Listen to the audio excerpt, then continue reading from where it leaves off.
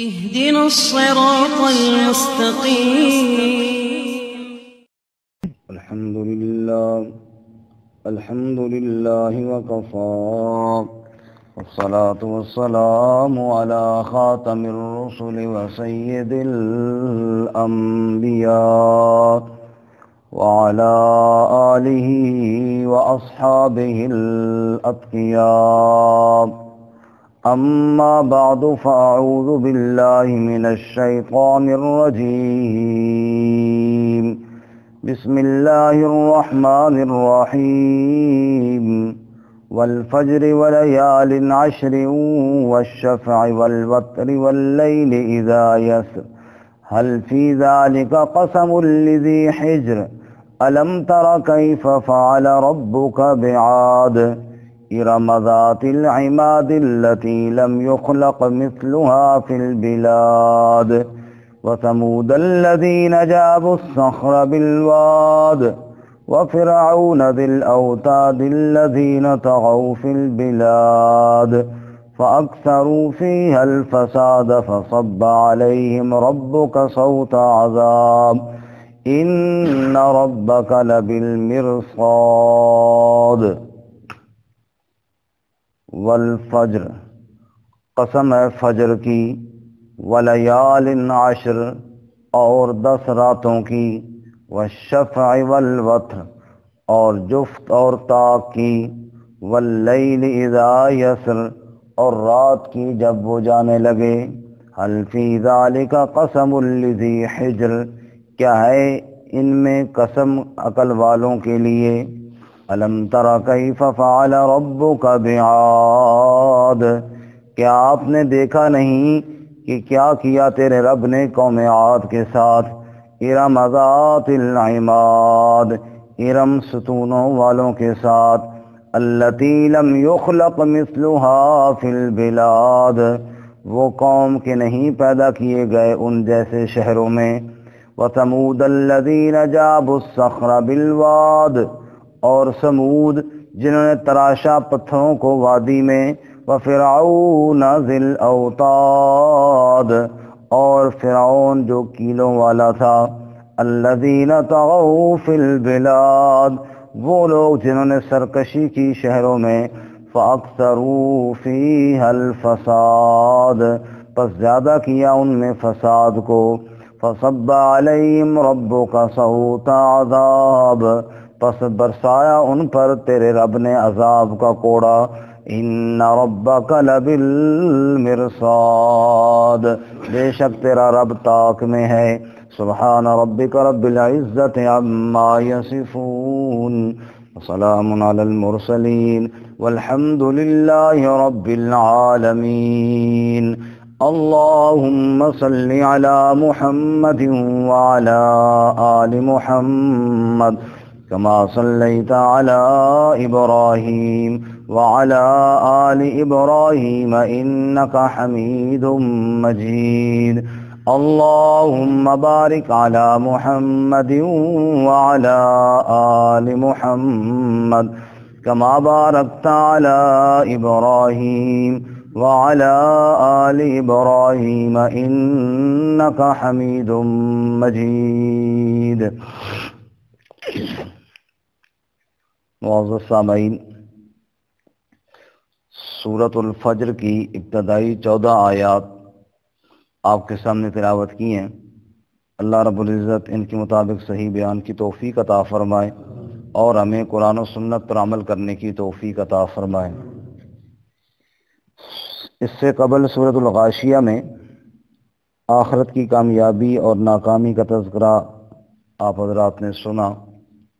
سورۃ الفجر میں دنیاوی عذاب کے نمونے اللہ تعالیٰ نے بیان فرمائے، کیسے اللہ تعالیٰ نے نافرمان اور باغی قوموں کو برباد کیا.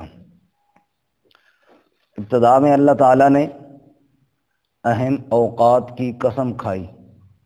قسم کا مطلب یہ ہے کہ یہ اوقات گواہ ہیں، چونکہ قرآن کریم میں اکثر قسمیں بطور گواہی کی ہیں. قسم کی فرماتے ہیں کہ 4 قسمیں ہیں.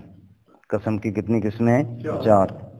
نمبر 1 قسم بطور گواہی کے، جیسے کہ والعصر زمانے کی قسم، والشمس سورج کی قسم، والقمر چاند کی قسم، یعنی سورج گواہ ہے، زمانہ گواہ ہے، چاند گواہ ہے، فجر کا وقت گواہ ہے، جیسے آج قسم بطور گواہی کے۔ نمبر 2 قسم بطور دعا کے،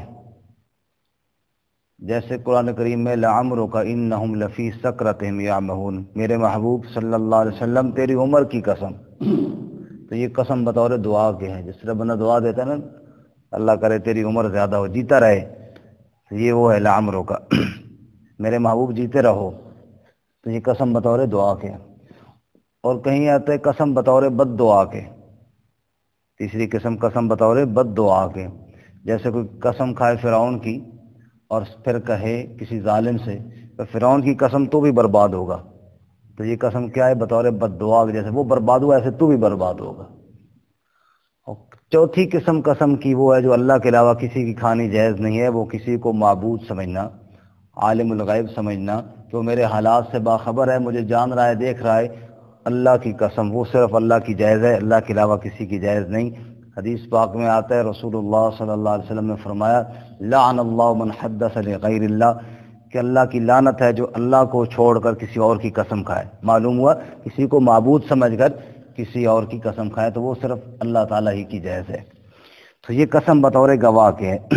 والفجر، فجر کی قسم، صبح کا جو وقت ہے یہ بڑا ہی اہم ہے، اللہ تعالیٰ نے صبح کے وقت کے اندر بڑی برکت رکھی ہے، انسان جو بھی کام سویرے کرتا ہے اس کے اندر اللہ تعالیٰ نے برکت رکھی ہے، اسی لیے علماء منع کرتے ہیں کہ سویرے بغیر عذر کے سونا نہیں چاہیے، بغیر عذر کے، یہ نہیں نماز ابھی ہم نے پڑھ لی ہے، ہاں کوئی سخت ایسا مجبوری، حرام تو نہیں کہا جا سکتا اس کو، لیکن یہ بہتر نہیں ہے کیونکہ یہ بڑا برکت والا وقت ہے اور اس کو غفلت میں گزارنا ٹھیک نہیں ہے۔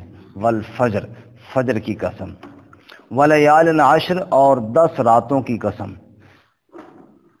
اکثر مفسرین ان 10 راتوں سے ذوالحجہ کی 10 راتیں مراد لیتے ہیں، چونکہ ذوالحجہ کی 10 راتیں جیسا کہ پچھلے مہینے میں کافی ہم نے اس پر بیان بھی کیا کہ بڑی اہم ہیں اور بڑی مبارک راتیں ہیں، اور رمضان کی وہ آخری عشرے کی 10 راتوں کے بعد پھر ذوالحجہ کی 10 راتیں یہ بڑی اہم ہیں۔ والشفع والوتر، جفت اور طاق کی قسم، شفع کا معنی جفت، وتر کا معنی طاق۔ جفت اور طاق سے کیا مراد ہے؟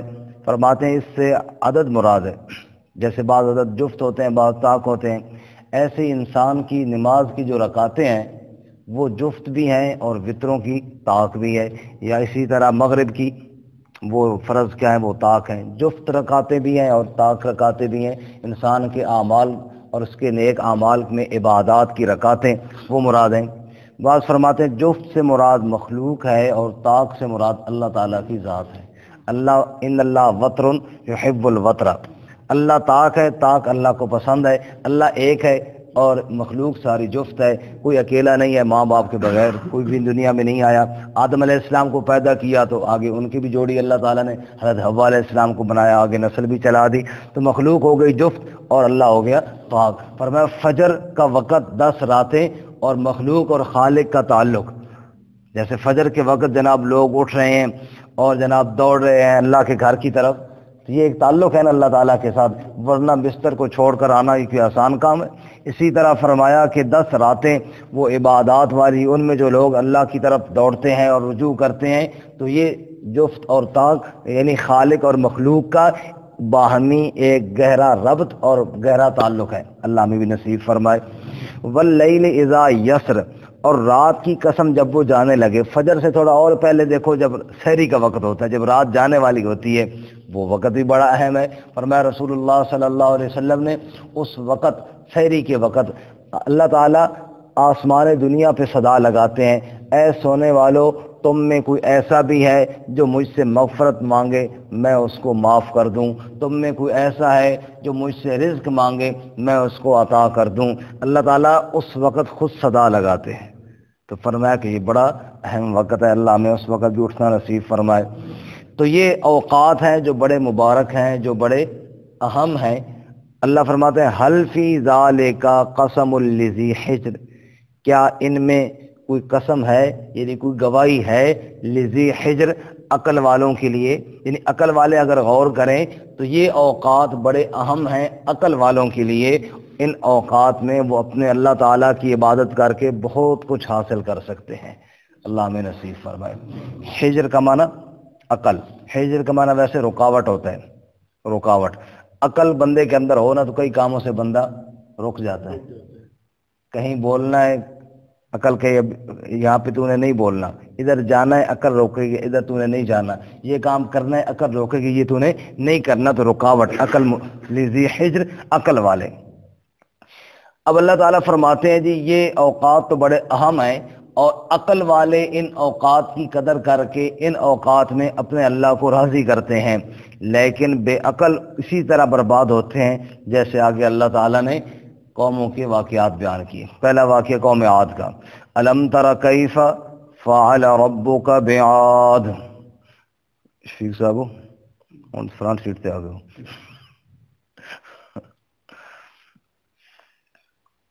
میں احسان صاحب کہہ رہے ہیں میں کہوں تھوڑی مفت مشہوری ہو گئی، جس مفت مشہوری کرنی ہو کول آ کے سو جائے کیونکہ درس تماشا ریکارڈ ہونا کافی لوگ سن رہے ہیں نا، مشہوری مفت ہو جاتی۔ الم تر کیف فعل ربک بعاد، کیا دیکھا نہیں آپ نے کیا کیا تیرے رب نے عاد کے ساتھ۔ ارم کہتے ہیں قوم عاد کے کسی بڑے دادا کا نام تھا، اسی کے نام پر مشہور تھی، جیسے قوم باز کسی وڈیرے کے نام پر ہو جاتی ہے نا، یہ ان کا وڈیرا تھا۔ ارم ذات العماد، یعنی ارم کے ساتھ جو ستونوں والے تھے، ارم قبیلے والے اس کی خاندان والے، ذات العماد جو ستونوں والے تھے۔ ستونوں والے سے کیا مراد ہے؟ قد ان کے ماشاءاللہ اتنے لمبے تھے نا جیسے جناب کوئی ستونوں والے تھے، ستونوں کی طرح لمبے لمبے قد۔ عماد کا معنی ستون، الصلاۃ عماد الدین، نماز دین کا ستون ہے، عماد کا معنی ستون۔ التی لم یخلق مثلها فی البلاد، وہ قوم نہیں پیدا کیے گئے ان جیسے شہروں میں، ان کی ڈیل ڈول ان کا وجود ایسے اللہ فرماتے ہیں اور دنیا میں نہیں بنائے گئے تھے، وہ نرالی ہی طاقتور قوم تھی، اور یہی وجہ ہے کہ انہیں اپنی طاقت پر ناز تھا، جیسا کہ اللہ تعالیٰ سورہ حامیم سجدہ میں بیان کرتے ہیں، قوم عاد کا ذکر کرتے ہوئے فرماتے ہیں اما عاد فاستکبروا فی الارض بغیر الحق وقالوا من اشد منا قوہ، قوم عاد نے تکبر کیا زمین میں اور انہوں نے کہا ہم سے بڑھ کر اور زیادہ قوت والا کون ہو سکتا ہے۔ اولم یروا ان اللہ الذی خلقہم هو اشد منہم قوہ، رب فرماتے ہیں یہ بھی بھول گئے جس نے ان کو پیدا کیا وہ ان سے زیادہ قوت والا ہے، لیکن اپنی اس طاقت کے نشے میں آ کر انہوں نے اپنے آپ کو بہت بڑا سمجھا، اور واقعی وہ دنیاوی اعتبار سے بڑے طاقتور بھی تھے۔ یہاں اللہ خود بیان فرماتے ہیں التی لم یخلق مثلها فی البلاد، ان جیسے اور نہیں پیدا کیے گئے۔ تو فرمایا آپ نے دیکھا نہیں تیرے رب نے قوم عاد کے ساتھ کیا کیا، اور کیا کیا تھا وہ بھی قرآن میں موجود ہے کہ اللہ تعالیٰ نے ایک طوفان چلایا ان پر، اور بادل نظر آئے اور بڑے خوش ہوئے کہنے لگے ھذا عارض ممطرنا، بارش آنے والی ہے جی، ابھی تو جناب بارش آئیں گی اور فصلیں ہوں گی اور بڑے جناب ہریالی اور سرسبز و شاداب ہو جائے گا ہمارا علاقہ۔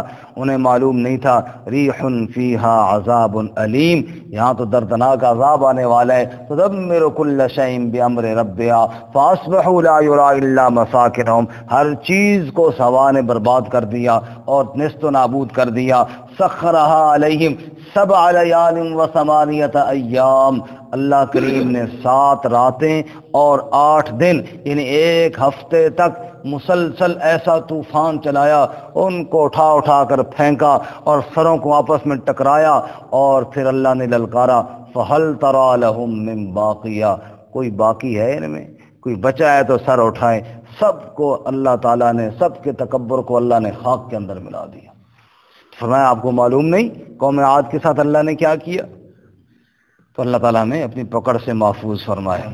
آگے فرماتے ہیں وَثَمُودَ الَّذِينَ جَابُوا الصَّخْرَ بِالْوَادِ، اور دوسری مثال قوم سمود کے ساتھ کیا کیا، جنہوں نے وادی میں پتھروں کو تراشا، بڑے بڑے پتھر تراش کر مکان بنانے والے، پہاڑوں کو تراش کر گھر بنانے والے، اور حضرت صالح علیہ السلام سے کہنے لگے اگر اللہ اتنا ہی قدرت والا ہے تو جن پتھروں کو ہم تراش کر گھر بناتے ہیں پتھر سے اونٹنی نکال دے۔ اللہ تعالیٰ نے وہ بھی نکال دی۔ اللہ تعالیٰ کے لیے کون سا مشکل ہے جی صابر صاحب؟ بالکل، آپ کھولنا ساڑھے سے مشکل ہے نا۔ فرمایا کہ پتھر سے، چٹان سے اللہ تعالیٰ نے کیا نکال دی؟ اونٹنی نکال دی۔ کہا 10 ماہ کی گابن ہو، اللہ نے کہا 10 ماہ کی گابن نکلے گی، 10 ماہ کی گابن اونٹنی اللہ تعالیٰ نے۔ اب اللہ نے فرمایا کہ یہ حاضی ناقۃ اللہ، یہ اللہ کی اونٹنی ہے، اب اس کو تم نے روکنا نہیں ہے، جس کی فصل سے مرضی چرے تو چرے۔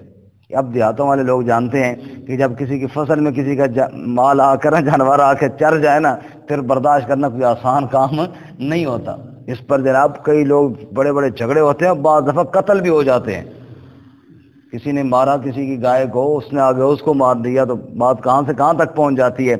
وہ جناب ناقۃ اللہ، اللہ کی اونٹنی، ماشاءاللہ ٹھیک ٹھاک کھانے والی، اور پھر اس کے لیے اللہ کا قانون بھی یہ تھا کہ اس کو روکنا نہیں ہے، کیونکہ انہوں نے معجزہ مانگا نا، اب ان پر لازم تھا کہ اس کی قدر کریں۔ اب جناب وہ جاتی ایک کی فصل میں جا کے چر جاتی، دوسرے کے چر جاتی، انہوں نے تو بڑا کم خراب ہے، یہ تو ہمارا فصل جناب یہ تو برباد ہو جاتا ہے۔ اسی طرح پانی کی باری تھی، ایک دن اونٹنی پانی پیتی، ایک دن ان کے مویشی پانی پیتے، انہوں نے کہا یہ مسئلہ بھی خراب ہے، بس اب اس اونٹنی سے ہمیں جان چھڑانی چاہیے۔ فعقروہا، چنانچہ انہوں نے اونٹنی کے کونچوں کو کاٹ ڈالا۔ یہ اونٹ کا پاؤں ہوتا ہے نا، اس سے اوپر تھوڑے یہاں پہ 2 نشان سے بنے ہوتے ہیں، وہاں ماری تلوار اور اس کے پاؤں کو کاٹ دیا۔ اور جب وہ عمل انہوں نے کیا، فقال تمتعوا فی دارکم 3 ایام، حضرت صالح علیہ السلام نے فرمایا اب تمہیں 3 دن کی مہلت ہے، 3 دنوں کے بعد تمہارے اوپر اللہ کا عذاب آئے گا۔ اور وہ کہتے تھے ان مکانوں میں، ہمارے یہ جو محلات ہیں بڑے محفوظ قلعے ہیں، یہاں اللہ کا عذاب کیسے آئے گا؟ ایک ہی فرشتے نے چیخ ماری اور جناب اللہ فرماتے ہیں ایسے ہو گئے، فَأَصْبَحُوا فِي دِيَارِهِمْ جَاثِمِينَ، سب وہ بڑے بڑے وہ بلڈنگیں تو ان کی تھیں لیکن سب الٹے پڑے ہوئے تھے۔ كَأَن لَّمْ يَغْنَوْا فِيهَا أَلَا إِنَّ ثَمُودَ كَفَرُوا رَبَّهُمْ أَلَا بُعْدًا لِّثَمُودَ، قوم سمود نے اللہ کے ساتھ کفر کیا تو لعنت برسی اللہ کی قوم سمود پر، اور اللہ نے ساری قوم کو تباہ و برباد کر دیا۔ وَثَمُودَ الَّذِينَ جَابُوا الصَّخْرَ بِالْوَادِ، سمود جنہوں نے پتھروں کو تراشا، ان کا کیا حشر ہوا، اس پہ غور کرو۔ اور نمبر 3، تیسری مثال، وَفِرْعَوْنَ ذِي الْأَوْتَادِ، فرعون میخوں والا، کیلوں والا۔ اس کے 2 مطلب بیان کرتے ہیں میخوں والے کے، کہ پہلا مطلب تو یہ ہے کہ میخوں سے مراد ملک کی مضبوطی، جیسے آپ یہ میخیں لگ گئی نا، یہ مضبوط ہو گئی چیز، میخیں نہ لگتی، کیلیں نہ لگتی تو چیز ڈھیلی پڑی رہتی ہے، تو بڑا مضبوط اس کا ملک تھا، اور جناب بڑے اس کے اندر خیمے لگے ہوئے، جیسے کیل گاڑتے اور فوجی جناب اس کے خیمے گاڑتے، تو میخوں والے سے مراد مضبوط ملک والا، بڑی فورس اور فوج والا۔ اور دوسرا مطلب یہ تھا کہ فرعون جب کسی کو سزا دیتا تو بدبخت اس کے وجود کے اندر میخیں ٹھوکتا، جیسے حضرت آسیہ کے وجود کے اندر ٹھوکی۔ حضرت سیدہ آسیہ رضی اللہ تعالیٰ عنہ فرعون کی بیوی، لیکن جب اللہ تعالیٰ نے ایمان کی دولت عطا فرمائی تو بڑی جرت کے ساتھ فرعون کے گھر میں نعرہ توحید لگایا، اشہد ان لا الہ الا اللہ وحدہ لا شریک لہ واشہد ان محمدا عبدہ ورسولہ۔ فرعون کہتا ہے ما علمت لکم من الہ غیری، میں کسی الہ کو نہیں جانتا اپنے علاوہ۔ رب نے کہا صبر کر، تیرے گھر سے آواز آئے گی لا الہ الا اللہ۔ حضرت آسیہ نے فرعون کے گھر میں لا الہ الا اللہ کی صدا لگائی تو فرعون نے ظلم و ستم کرنے شروع کر دیے، اور ظلم و ستم میں پھر اس بدبخت کی عادت تھی کہ میخیں لوہے کی کیلیں ٹھونکتا تھا وجود کے اندر۔ اللہ تعالیٰ فرماتے ہیں ضرب اللہ مثلا للذین آمنوا امرأۃ فرعون، ایمان والو تمہارے لیے فرعون کی بیوی مثال بن گئی ہے، جو ظالم ظلم کر رہا ہے اور پوری طاقت کے ساتھ کر رہا ہے، اور وہ مظلوم نہتی خاتون ظلم سہ رہی ہے، اور ظلم سہتے سہتے دل ہی دل میں رب کہتا ہے مجھے کہہ رہی تھی اذ قالت رب ابن لی عندک بیتا فی الجنہ ونجنی من فرعون وعملہ ونجنی من القوم الظالمین، اے میرے پروردگار اگر اس ظالم کے ظلم سے مجھے بچا کر جنت عطا فرما دے تو یا اللہ یہ تیری بڑی مہربانی ہوگی۔ اور بڑی عجیب انداز میں دعا مانگتی ہے کہ یا اللہ مجھے اپنے پاس جنت میں مکان عطا فرما۔ اور رسول اللہ صلی اللہ علیہ وسلم نے فرمایا کہ اللہ تعالیٰ کے پاس تو میرا مکان ہے، فرمایا عام مومنوں کی جنت، پھر جناب شہداء کی جنت، پھر صدیقین کی جنت، پھر انبیاء کی اس سے اوپر، اور سب سے اوپر امام الانبیاء صلی اللہ علیہ وسلم کا مقام، اس کے اوپر کیا ہے؟ اللہ کا عرش ہے، سقفہ عرش الرحمن، اوپر اللہ کا عرش ہے، آپ صلی اللہ علیہ وسلم سے اوپر کسی اور کا مقام نہیں، باقی انبیاء کے مقام بھی نیچے، امام الانبیاء صلی اللہ علیہ وسلم کا مقام اوپر۔ تو فرمایا کہ حضرت آسیہ کی دعا یا اللہ مجھے اپنے پاس مکان عطا فرما، تو اللہ تعالیٰ آسیہ کا نکاح جنت میں محمد رسول اللہ صلی اللہ علیہ وسلم سے فرمائیں گے۔ وفرعون ذی الاوتاد، میخیں تو برداشت کی لیکن مقام تو بڑا اونچا ملا نا۔ کہتے سرمے سے کسی نے پوچھا تھا نا، سرمے سے کہ بھائی تو سرما بڑا خوش نصیب ہے کہ جناب تم فلاں حسین کی آنکھ کے اندر بیٹھا ہوا ہے، اور اس نے کہا میں آنکھ میں ویسے نہیں بیٹھا، میں نے بڑے رگڑے برداشت کیے ہیں بڑے رگڑے برداشت کیے ہیں۔ اسی طرح مہندی کو دیکھو گی، عاجز مہندی سب دکھ سہندی، پھر تلیاں تے چڑھ بہندی، سمجھ آئی؟ پہلے مار کھاتی ہے، پھر جناب رگڑے کھاتی ہے، پھر جا کے تلیوں پہ جا کر بیٹھتی ہے۔ تو پہلے مار کھائی اللہ کے لیے، بہت ظلم برداشت کیے، اور پھر اللہ تعالیٰ نے مقام وہ عطا فرمایا۔ وَفِرْعَوْنَ ذِي الْأَوْتَادِ، فرعون کو دیکھو اللہ نے میخوں والا، اس کے ساتھ کیا کیا؟ الَّذِينَ طَغَوْا فِي الْبِلَادِ، جنہوں نے سرکشی مچا رکھی تھی شہروں میں، ظلم و ستم مچا رکھا تھا ان ظالموں نے۔ لیکن ظالم کا ظلم کب تک چلے گا؟ آخر ایک دن تو ٹھنڈا پڑے گا نا یہ بازار ظلم کا۔ شیخ سعدی فرماتے ہیں رحمۃ اللہ علیہ، ایک ظالم آدمی تھا، تو جنگل کے باہر کہیں اس کا ڈیرا تھا، تو غریب آدمی جو جنگل سے لکڑیاں لے کر آ رہا تھا اسے چھین لیتا تھا۔ اس وقت یہی ظلم تھا۔ اب اس غریب آدمی نے سارا دن لکڑیاں کاٹی ہیں، شام کو لے جا رہا ہے، چلو جناب کوئی 4 پیسے مل جائیں گے، بچوں کے لیے کھانا لے جاؤں گا، اس ظالم نے چھین لی۔ وہ بیچارہ بد دعائیں دیتا چلا گیا۔ تو مظلوم کی جو بد دعا ہے نا یہ بہت سخت ہے، آخرت میں تو سزا ملتی ہے، دنیا میں بھی اللہ تعالیٰ بعض دفعہ ایسی ظالم کو سزا دیتے ہیں کہ عبرت کا نشان بنا دیتے ہیں۔ ستم کش گراہ برارت دل، زند سوز او شعلہ در آب و گل۔ شیخ سعدی فرماتے ہیں مظلوم کی جو آہ ہے نا یہ پانی اور کیچڑ میں بھی آگ لگا دیتی ہے۔ اب وہ پتھر لکڑیاں ان سے چھین لیتا، تو ایک دفعہ ایسے ہوا کہ اس کا جو محل تھا نا اس میں آگ لگ گئی، اور آگ لگی اور سارا کچھ جناب جل گیا اس میں۔ اب جناب لوگ بھی اکٹھے ہو گئے، وہ بھی کھڑا ہوا اور بڑا پریشان ہے کہ سب کچھ جل گیا، اور وہاں کھڑے کھڑے نا کہنے لگا سمجھ نہیں آئی کہ آگ آئی کہاں سے، یعنی میں نے کوئی چولہا نہیں جلایا ہوا تھا، کوئی موم بتی نہیں جلائی ہوئی تھی، سمجھ نہیں آئی کہ یہ آگ آئی کہاں سے۔ شیخ سعدی کہتے ہیں ایک فقیر نے کہا مجھے سمجھ آ گئی ہے کہاں سے آئی ہے۔ کہا کہاں سے آئی ہے؟ کہا یہ غریبوں مسکینوں کے دل کی دھوئیں سے نکل کے آئی ہے، یہ وہ والی آگ ہے جس نے آ کے تیرے مکان کو کیا کر دیا؟ جلا دیا۔ تو اللہ فرماتا ہے فَأَكْثَرُوا فِي الْفَسَادِ، انہوں نے فرعونیوں نے فساد مچا رکھا تھا، بنی اسرائیل پر ظلم و ستم کا بازار گرم کر رکھا تھا۔ پھر کیا ہوا؟ فَصَبَّ عَلَيْهِمْ رَبُّكَ صَوْتَ عَذَابٍ، تیرے رب نے ان پر عذاب کا کوڑا برسا دیا۔ اللہ تعالیٰ نے موسیٰ علیہ السلام، شفیق صاحب جاگے ہو کیسے ہو جگہ ہون بھی نہ جاگن تو فرمایا کہ فصب علیہم ربک صوت عذاب، تیرے رب نے ان کے اوپر عذاب کا کوڑا برسا دیا۔ وہ فرعونی جو خدائی کے دعوے دار تھے بنی اسرائیل کے سامنے، اللہ کی بھی عجیب قدرت ہے۔ فرعون کہتا تھا میں اپنے علاوہ کسی الہ کو نہیں جانتا، اس کے گھر میں سے آسیہ نے لا الہ الا اللہ کا اعلان کیا۔ فرعون کہتا تھا انا ربکم الاعلی، میں سب سے بڑا رب ہوں، جن کے سامنے کہتا تھا اللہ نے ان کے سامنے غرق کیا۔ تم دیکھو اور اس کا غرق ہونا دیکھو۔ ان کے سامنے چیختا ہوا اللہ تعالیٰ نے دکھایا اور بتایا کہ میرے علاوہ کوئی رب نہیں ہے۔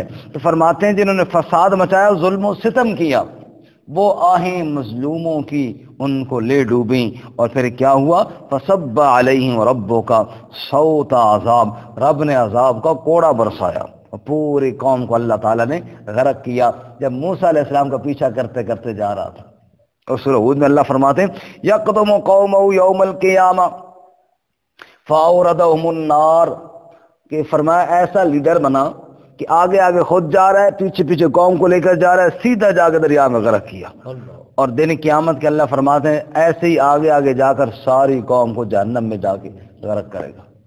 تو ایسے لیڈر سے بھی اللہ ہمیں محفوظ فرمائے جو قوم کی دنیا آخرت برباد کر دے۔ فصب علیہم ربک صوت عذاب، پس برسایا ان پر تیرے رب نے عذاب کا کوڑا۔ اب قوم عاد بھی برباد ہوئی، قوم سمود بھی برباد ہوئی، قوم فرعون بھی برباد ہوئی۔ تین قوموں کا تذکرہ کرنے کے بعد اگلا جملہ بڑا قابل غور ہے۔ اللہ فرماتے ہیں ان ربک لبالمرصاد، بے شک تیرا رب طاق میں ہے۔ قومیں برباد ہو گئی، اب یہ نہیں کہ تو جو مرضی کرتا رہے انسان اور تجھے کوئی پوچھنے والا نہیں۔ جس اللہ نے ان قوموں کو برباد کیا وہ تیری بھی نگرانی کر رہا ہے، وہ تجھے بھی دیکھ رہا ہے۔ یہ تو کسی کے آنسوؤں نے دنیاوی عذاب جو اجتماعی قوموں پہ آیا اس کو ختم کر دیا۔ رحمت کائنات امام الانبیاء سب کو صلی اللہ علیہ وآلہ وسلم، یہ آپ کی دعائیں ہیں کہ اللہ تعالیٰ نے اجتماعی طور پر جیسے پہلی قوموں کو برباد کیا اس طرح اس امت کو برباد نہیں کیا، اور اللہ تعالیٰ نے فرمایا کہ اس طرح اکٹھے طور پر یہ برباد نہیں ہوں گے، ورنہ فرمایا ان ربک لبالمرصاد، رب طاق میں ہے، رب کوئی تیرے اعمال سے غافل نہیں ہے۔ اللہ ہمیں گناہوں سے بچنے کی توفیق عطا فرمائے۔ ترجمہ دوبارہ سنیں۔ والفجر، قسم ہے فجر کی، ولیال عشر، اور 10 راتوں کی، والشفع والوتر، اور جفت اور طاق کی، واللیل اذا یسر، اور رات کی جب وہ جانے لگے، حل فی ذالک قسم لذی حجر، کیا ان میں کوئی قسم ہے عقل والوں کے لیے؟ الم تر کیف فعل ربک بعاد، کیا دیکھا نہیں تو نے تیرے رب نے قوم عاد کے ساتھ کیا کیا؟ ارم ذات العماد، یعنی ارم جو ستونوں والے تھے، التی لم یخلق مثلها فی البلاد، وہ کہ نہیں پیدا کیے گئے ان جیسے شہروں میں، وثمود الذین جابوا الصخر بالواد، اور قوم سمود جنہوں نے پتھروں کو تراشا، چٹانوں کو تراشا وادی میں، وفرعون ذی الاوتاد، اور فرعون کیلوں والا، الذین طغوا فی البلاد، جنہوں نے سرکشی کی شہروں میں، فاکثروا فیہا الفساد، پس اس میں فساد زیادہ مچا دیا، فصب علیہم ربک صوت عذاب، پس برسایا ان پر تیرے رب نے عذاب کا کوڑا، ان ربک لبالمرصاد، بے شک تیرا رب طاق میں ہے۔ وآخر